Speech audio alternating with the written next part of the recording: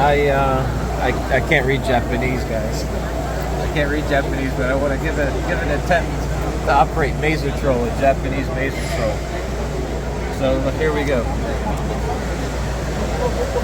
We're going to start over here with our units. You can see the facing, and we're going to go to the turning.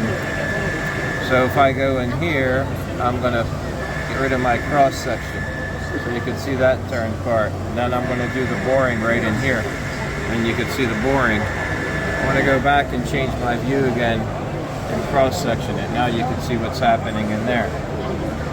So this is basically, we're going to go through. These are all your units over here.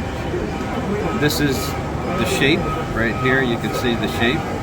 If you needed to edit any of these, I can change that chamfer 1 millimeter to a radius, and then I can come in here and let's just say I want to make a crazy radius, 6 millimeter. Now you can see that radius right over here.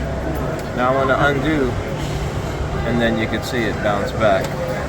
I have no idea. I can't read Japanese, but I think I know Mazatrol a little bit. So I hope you enjoyed the demo.